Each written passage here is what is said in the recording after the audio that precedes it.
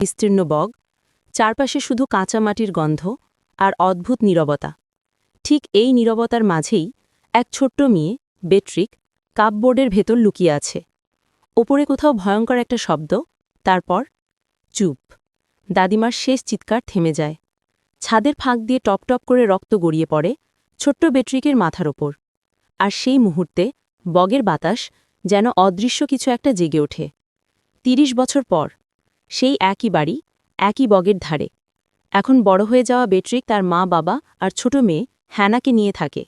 শান্ত শহরটা বাইরে থেকে যতটা স্বাভাবিক দেখায়, ভেতরে ততটাই গোপন অন্ধকার লুকিয়ে আছে। এক রাতে বাড়ির বাইরে হঠাৎ এক অপরিচিত লোক এসে দাঁড়ায়।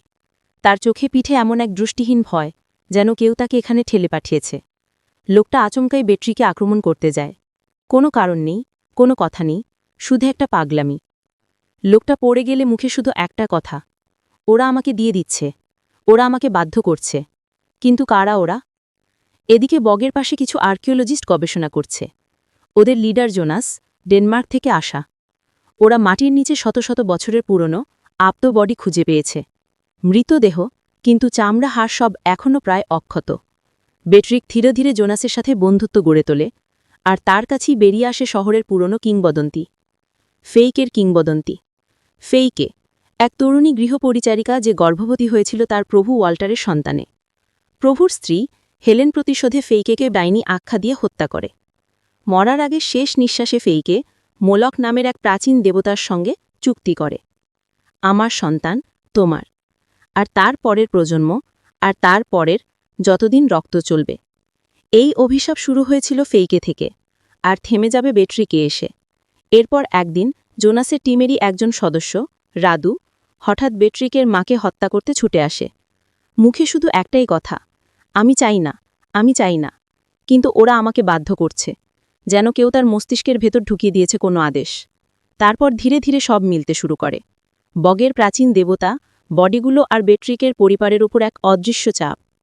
জোনাস গবেষণা করতে করতে এক ভয়ঙ্কর সত্য খুঁজে পায়। ফেইকের রক্তরেখা যেখানে গেছে, সেখানে মানুষ হঠাৎ কাউকে না কাউকে হত্যা করেছে। এটা কোনো রোগ নয়, এটা কোনো ভূত নয়, এটা রক্তের উপর চাপানো দেবতার দাবি। আর বেট্রিক সেই রক্তরেখার শেষ নারী। কেউ তাকে মারতে চাইলেই তা তার নিজের সিদ্ধান্ত নয়, ওরা শুধু মিডিয়াম। আর বাস্তব আদেশ আসছে উপরের দিক থেকে, বগের অন্ধকার থেকে, মোলক থেকে। শেষ রাতে হ্যানা হঠাৎ অদৃশ্য হয়ে যায়। বগের গভীরে গিয়ে বেট্রিক দেখতে পায় একটা অদ্ভুত রিচুয়াল চলছে। শত বছর ধরে যে অভিশাপ চলে আসছে, তার শেষ চক্র হ্যানাকে উৎসর্গ করতে হবে। আর তখন বেট্রিক বুঝতে পারে, এই পুরো শহর, তার পরিবার, সবার ওপর যে ছায়া, তা কখনো চলে যায়নি। সে তার মেয়েকে বাঁচানোর জন্য লড়াই করে, কিন্তু দেবতার দাবি একটাই, রক্ত এবং উত্তরাধিকার। শেষে মেয়েটি ফিরে আসে, কিন্তু অভিশাপ কি সত্যিই শেষ হলো? না, এই গল্পে শেষ বলে কিছু নেই, কারণ মোলক শুধু অপেক্ষা করে, আর বগ কখনো কাউকে ভোলে না। এটাই ছিল ডাচ ফোক হরর মোলক 2022, একটা ধীরে ধীরে গা শিউরে ওঠা অভিশাপের গল্প, যেখানে ভূত নেই, আছে প্রাচীন দেবতা, রক্তের প্রতিশোধ আর মানুষের ভেতরের অন্ধকার।